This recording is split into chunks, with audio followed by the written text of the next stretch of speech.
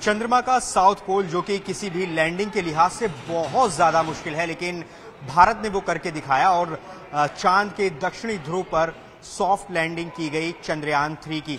लेकिन ये दक्षिणी ध्रुव क्या है, इसका क्या रहस्य है और वहां पर कोई भी मिशन क्यों कामयाब नहीं हो रहा था, कितना मुश्किल है, इन्हीं सब बातों पर बातचीत करने के लिए हमारे साथ मौजूद हैं नेहरू तारामंडल के एक्सपर्ट प्रेरणा चंद्रा जी। मैम, सबसे जरूरी सवाल, हम सब ने देखा कल वो ऐतिहासिक लम्हा, विक्रम लैंडर ने सॉफ्ट लैंडिंग की, अब रोवर भी निकल गया, लेकिन ये साउथ पोल क्यों इंपॉर्टेंट है और अभी तक कोई भी मिशन वहां क्यों कामयाब नहीं हो रहा था? वहां जो भी मिशन जाता था वो क्रैश कर जाता था। क्या आप कहना चाहेंगे साउथ पोल? जी बिल्कुल, साउथ पोल है ये, जैसे कि ज्यादा यहाँ पर मिशन, ज्यादा यहाँ एक्सपेरिमेंट नहीं हुए हैं, एक अनडिस्कवर साइट है, ज्यादा इसके बारे में हमें नहीं मालूम है। ये भी एक रीजन है कि साउथ पोल को एक्सप्लोर करना चाहते हैं, क्योंकि जितने अभी तक मिशन है, पहले तो चंद्रमा पे उतरने वाले केवल 3 देश हैं, अमेरिका, रशिया और चाइना, जो कि इक्वेटोरियल रीजन पे उतरे हैं। साउथ पोल पे अभी तक कोई देश ने कोई स्टडी एनालिसिस नहीं करे हैं। तो भारत इस पे पहले नंबर पे आ गया है कि वो साउथ पोल पे उतरने वाला, सॉफ्ट लैंडिंग वाला वो देश बना है। अब साउथ पोल ही क्यों? क्योंकि साउथ पोल में जो है वो सूर्य का प्रकाश जो है बहुत ही कम है, बहुत ही कम वहां तक पहुंचता है। तो वहां पर जो गड्ढे हैं, जो क्रेटर्स हैं चंद्रमा के, उनमें पानी होने की संभावना हमारे ऑर्बिटर ने जो हमें इसके ट्रेसेस बताए थे, जिसकी वजह से चंद्रयान 3 में उस पानी को भी एनालिसिस करने के पेलोड्स दिए गए हैं कि वो पानी कितना योग्य है, मतलब वो बर्फ के फॉर्म में जो पानी है, क्या हम उसको इस्तेमाल में ला सकते हैं, वो हैबिटेबल लाइफ के लिए कितना सस्टेनेबल है। साथ ही साथ ये रीजन जो कि ज्यादा इस पे अध्ययन नहीं हुआ है, वहाँ पर बहुत से ऐसे मिनरल्स हैं जो हमें आगे आने वाले समय में बहुत ही एनर्जी के लिए इस्तेमाल में लाए जा सकते हैं। ऐसी गैस उपलब्ध है उस वातावरण के अंदर, जैसे हीलियम जैसी गैस है, जो फ्यूचर है, जिसमें हम एनर्जी के लिए हम प्रयोग में ला सकते हैं। तो इस तरीके के जो खनिज की उपलब्धि है वो इस साउथ पोल को बहुत ही यूनिक बनाती है। मैम, अभी तक बहुत बड़े बड़े देश साउथ पोल पर लैंड नहीं कर पाए थे सॉफ्ट लैंड, भारत पहला देश बना है।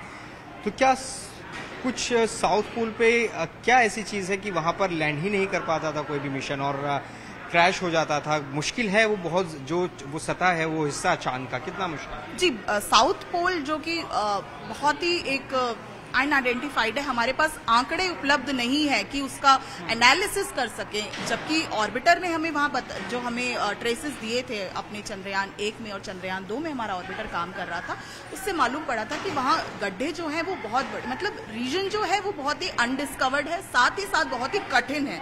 तो एक बहुत बड़ी चुनौती थी ये चंद्रयान 3 के लिए उस सतह पर उतरना।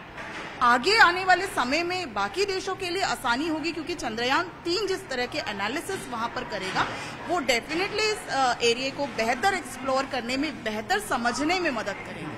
हम एक और चीज, जो ये प्रज्ञान रोवर है, अब ये भी एक्टिवेट हो चुका है, लेकिन चंद्रयान 2, क्या ये रोवर चंद्रयान 2 के बारे में कोई जानकारी जुटा पाएगा? क्या ये उसको तलाश कर पाएगा? क्योंकि हमने देखा चंद्रयान 2 सफल नहीं हो पाया था, क्रैश हो गया। क्या आप कहना चाहेंगे, क्या ये ढूंढने की इसमें अभी क्षमता है, क्या ढूंढ पाएगा? हाँ, क्योंकि उसके ट्रेसेस, जो चंद्रयान हमारा 2 विफल रहा था, उसके ट्रेसेस का पता तो अमेरिका की जो एजेंसी है, स्पेस एजेंसी नासा के जो प्रोब्स हैं वहां पर, उन्होंने भी उसके ट्रेसेस बताए थे कि वो वहां पर है। क्योंकि हमारा प्रज्ञान जो है वो अलग तरीके के एक्सपेरिमेंट करेगा वहां पर, बेसिकली ये कॉम्पोजिशन, मिनरोलॉजी, वहां का वातावरण, इन जैसे एक्सपेरिमेंट करेगा, और प्रज्ञान का दायरा जो है वो बहुत ही सीमित दायरा रहेगा। तो ऐसा नहीं है कि ये पूरे एरिया में चलकर एक्सप्लोर कर सकता है, ये विक्रम से एक सुनिश्चित दूरी पे 500 मीटर के दायरे पे जो है घूमेगा। तो ये मुझे नहीं पता कि वो चंद्रयान 2 के ट्रेसेस को ढूंढ पाएगा या नहीं ढूंढ पाएगा, बट जो आंकलन हमारा प्रज्ञान करेगा वो डेफिनेटली यूनिक होंगे और आगे आने वाले समय में हमारे अध्ययन के लिए, मतलब हमारे अनुसंधान के लिए बहुत ही प्रयोग में लाए जाएंगे। मैम, मुझे बहुत ज़्यादा जानकारी विज्ञान की नहीं है, लेकिन अब जब ये चंद्रयान 3 जा रहा था तो चंद्रयान 2 से भी इसका संपर्क हुआ था, इसरो ने भी वो जानकारी दी थी, लेकिन क्या जो लैंडर था चंद्रयान 2 का, उससे किसी तरह की कोई कनेक्शन की कोई गुंजाइश बची? हालांकि वहां का जो तापमान है, आपने बताया कि -200 डिग्री तक वो चला जाता है जब वहां पर रात होती है, तो क्या कोई चांसेस हो सकते हैं कि ये प्रज्ञान रोवर वहां पर कुछ कुछ अवशेष का पता लगा पाए चंद्रयान 2 के? मुझे नहीं लगता कि वो कुछ पता लगा पाएगा, क्योंकि जैसे टेम्परेचर जो एक बहुत बड़ा कंसर्न है और वो हमारा निष्क्रिय हो चुका होगा अभी तक, तो उसके ट्रेसेस का पता नासा के प्रोब ने बता दिया था कि वो वहां पर उसके अवशेष जो हैं वो देखे गए थे। क्योंकि ये जो 14 दिन का समय है ये अपने साइंटिफिक एक्सपेरिमेंट करेगा एक निश्चित दायरे में। विक्रम दायरा होगा वो जो 500 मीटर्स का दायरा रहेगा विक्रम लैंडर से, और इनके बीच में जो संपर्क होगा वो प्रज्ञान इंफॉर्मेशन विक्रम तक पहुंचाएगा और विक्रम हमारे अर्थ स्टेशन पे वो सिग्नल भेजेंगे। तो ये कम्युनिकेशन रिले की तरह परफॉर्म करेंगे। एक इंफॉर्मेशन विक्रम तक पहुंचाएगा, विक्रम जो है आगे हमारे साइंटिस्ट तक ये सारी इंफॉर्मेशन पहुंचाएंगे। साउथ पोल का कोई किसी तरह का रहस्य भी है, जैसे बरमूडा ट्रायंगल, वहां पर कहा जाता है कि कोई उसके ऊपर से गुजरता है तो वो नष्ट हो जाता है, तो क्या यही वजह रही? कुछ ऐसा विज्ञान की दुनिया में इसको देखा या सुना, या कभी आगे कुछ ऐसा होगा कि वहां कोई भी लैंडिंग सफल नहीं हो पाती थी, वहां क्रैश हो जाता था? अभी लूना 25 हमारे सामने इसका उदाहरण है, ताजा उदाहरण। क्या कुछ इस तरह का कुछ खोज निकल पाए? जी, डिफिकल्ट डेफिनेटली है। साउथ पोल कोई आसान जगह नहीं है उतरने के लिए। ये बात उसको खास बनाती है अध्ययन के लिए भी, क्योंकि पिछले हमारे पास कोई ऐसे आंकड़े नहीं है किसी और देश के जिससे हम बेटर क्लैरिटी पा सकें।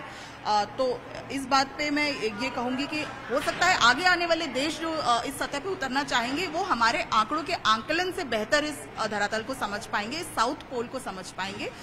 बट फिलहाल अभी तो हमारा जो ध्यान, हमारे जो एक्सपेरिमेंट्स हैं वो ही बाकी लोगों के लिए हेल्पफुल रहेंगे और एक कंपैरेटिव एनालिसिस कर पाएंगे। एक अनआइडेंटिफाइड अनडिस्कवर्ड साइट है, साथ ही साथ बहुत से ऐसे खनिज और गैस और वायुमंडल का संज्ञान कराएगी हमें हमारा रोवर जो इन 14 दिनों के अंदर जो वहां पर एक्सपेरिमेंट करेगा वो इन चीजों की हमें इंफॉर्मेशन देगी। तो ये सभी के लिए अभी एक रहस्य बना हुआ है और ये आगे आने वाले 14 दिन हमें एक एक दिन जो है हमें रहस्यों से आगे जब इसरो इस पे एक ऑफिशियल रिपोर्ट देगा तब हमें भी उसके रहस्यों का मालूम पता चलेगा। अभी तो वो सॉफ्ट लैंडिंग करने वाला भारत पहला देश है, यानी कि जो अब रहस्य बना हुआ है किसी भी चीज का, क्योंकि चांद को लेकर अलग अलग कहानियां हमने सुनी है, तो अब वो उसके बारे में सटीक जानकारी ये रोवर हमें पहुंचाएगा, यही हम कह सकते हैं? जी बिल्कुल।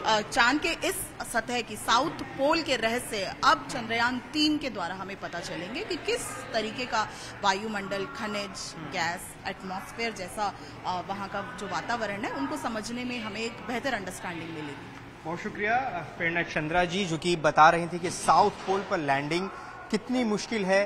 जो रहस्य है वहां पर उसका पता चलेगा, क्योंकि भारत ही पहला देश है साउथ पोल पर सॉफ्ट लैंडिंग कराने वाला। अभी तक जो भी अनडिस्कवर्ड चीजें थी, मतलब जिनकी जानकारी अभी तक दुनिया को नहीं मालूम थी, अब भारत वो दुनिया को बताएगा चंद्रयान 3 के जरिए, क्योंकि अब विक्रम लैंडर साउथ पोल पर अपना काम कर रहा है, वो एक्टिवेट हो चुका है और अगले 14 दिन ये प्रज्ञान रोवर चंद्रमा के साउथ पोल से तमाम जानकारियां जुटाकर इस विक्रम लैंडर को भेजेगा और ये विक्रम लैंडर यहां हमारे वैज्ञानिकों को, इसरो को ये भेजेगा और बताएगा दुनिया को कि आखिर साउथ पोल पर क्या रहस्य है।